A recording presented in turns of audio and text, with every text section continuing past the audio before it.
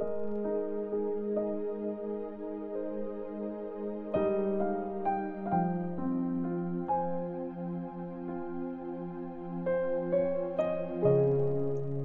chapter 18. Sa Corinth. Pagkatapos nito, umalis si Paul sa Athens at pumunta sa Corinth. Nakilala niya doon si Aquila, isang Jew na pinanganak sa Pontus. Kararating lang niya galing Italy kasamang asawa niyang si Priscilla. Umalis sila doon kasi inutos ni Emperor Claudius na paalisin ang lahat ng Jews sa Rome. Nakipagkita si Paul sa kanila. Tapos, nagstay siya doon at nagtrabaho kasama nila. Pare-pareho kasing paggawa ng mga tents ang hanap buhay nila. Tuwing araw ng Sabath, nakikipagdiskusyon si Paul sa loob ng sinagog para kumbinsihin ang mga Jews at Greeks. Pagdating na Silas at Timothy galing sa Macedonia, binuhos na ni Paul ang oras niya sa pagpipreach ng mensahe sa mga Jews. Pinuprove niya sa kanila na si Jesus ang Christ.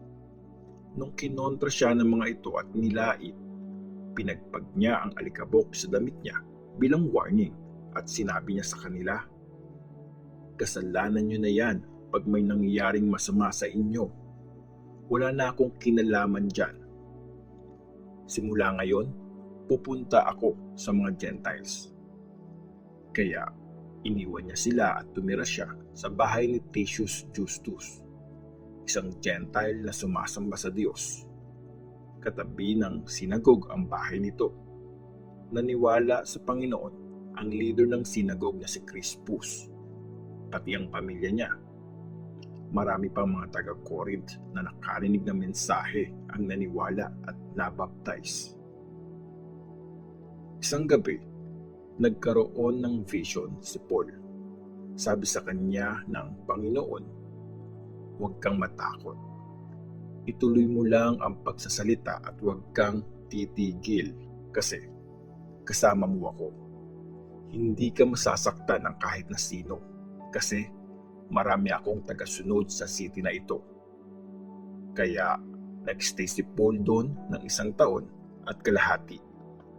Tinuruan niya ang mga tao tungkol sa salita ng Diyos. Nung si Gallio ang naging Roman governor ng Achaia, nagsama-sama ang mga Jews, sinunggaban nila si Paul at dinala siya sa korte. Sabi nila, pinipilit ng lalaking ito ang mga tao na sumamba sa Diyos sa paraang labag sa batas. Magsasalita pa lang si Paul nung sinabi ni Gallio sa mga Jews, "Kung tungkol ito sa isang krimen o isang maling ginawa, tama lang na pagbigyan ko kayo mga Jews. Pero dahil tungkol sa mga salita, pangalan at sa batas nyo, yung pinaglalaban nyo, kayo na mismo ang mag-ayos niyan. Hindi ako ang magsasabi kung ano ang tama at mali sa mga bagay na yan." At pinalis niya sila sa korte.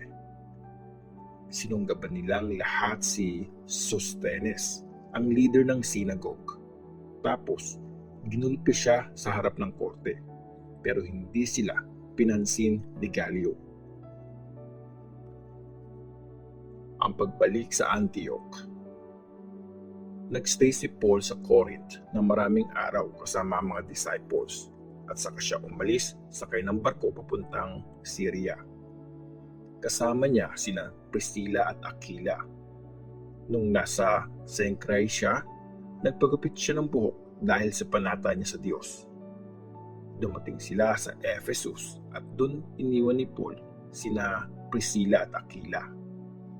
Pumunta siya sa sinagog, nakipag-usap at nag-explain sa mga Jews. Nirequest ng mga tao na mag-stay pa siya ng mas matagal, pero tumanggi siya.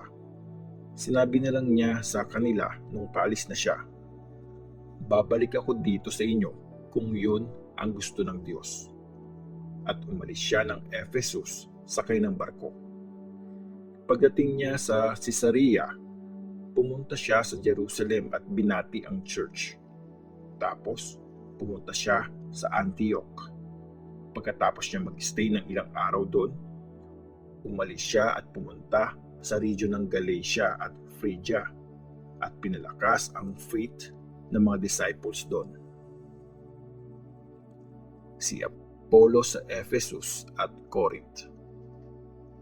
Noong time na yon, dumating sa Ephesus si Apollos, isang Jew na pinanganak sa Alexandria. Mahusay siyang magsalita at marami siyang alam tungkol sa scriptures. Naturuan siya tungkol sa daan ng Panginoon at excited siyang nagsasalita at maayos na nagtuturo ng mga bagay tungkol kay Jesus. Pero hanggang sa baptism lang ni John ang alam niya. Matapang siyang nagsalita sa sinagogue. Narinig siya ng mag-asawang sina Priscilla at Aquila, kaya sinama siya ng mga ito sa bahay nila at inexplain nila sa kanya ng mas maayos ang daan ng Diyos.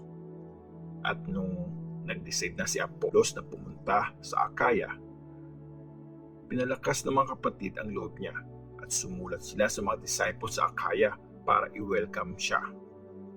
Pagdating niya doon, malaki ang naitulong niya sa mga taong naging disciples dahil sa sobrang kabaitan ng Diyos. Natalo niya ang mga Jews sa mga public debates gamit ang matindi niyang mga arguments. Ginamit niya ang scriptures para patunayan na si Jesus ang Christ.